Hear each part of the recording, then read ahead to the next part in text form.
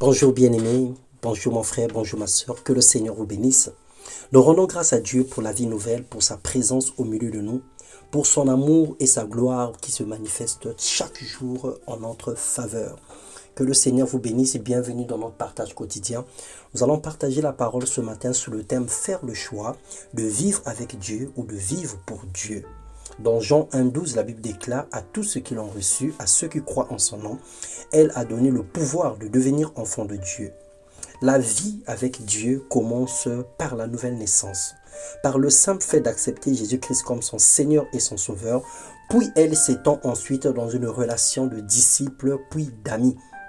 Jean 15, le verset 14 nous dit « Vous êtes mes amis si vous faites ce que je vous commande. » Lorsque nous faisons la volonté de Dieu, lorsque nous marchons selon les principes divins, nous devenons les amis de Dieu. Alors, mais quelle est la plus importante?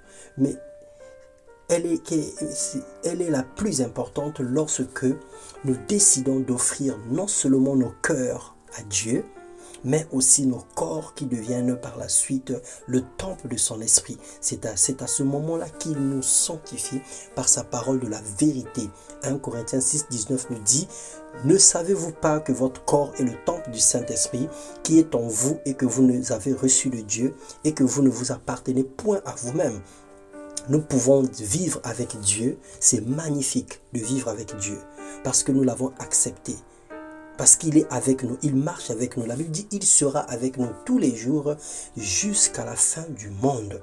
Mais vivre pour Dieu est encore plus important, plus que parfait, plus intéressant, parce que Christ désire habiter en nous et s'exprimer au travers de nous. En vivant avec lui, on ne se contente En vivant avec lui, on se contente du présent. Mais en vivant pour lui, on vise l'éternité. Vivre pour Dieu, c'est l'appartenir entièrement. Lui laisser le contrôle total de sa vie. Faire de lui son époux, son épouse. Faire de lui son époux, vivre une éternité sans pareille avec le Saint-Esprit. C'est une relation amoureuse entre notre esprit et l'Esprit de Dieu. Il n'est pas question de connaissance de la parole, ni d'ancienneté ou d'une vie de prière intense, mais d'une intimité et d'une relation spéciale avec le Saint-Esprit.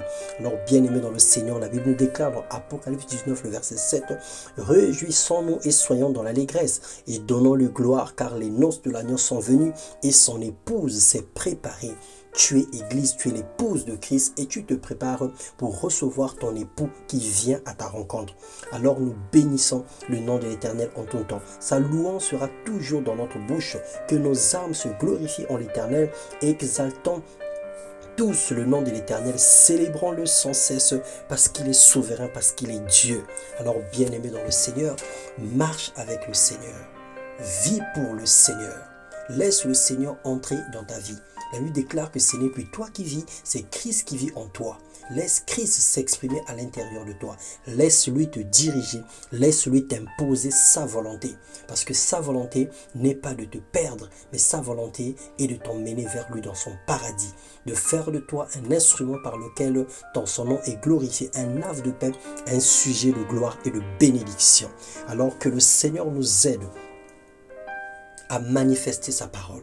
Seigneur, aide-nous à t'aimer de toutes nos forces, à marcher selon ta volonté et à vivre avec toi, à vivre pour toi, dans le nom puissant de Jésus-Christ. Amen.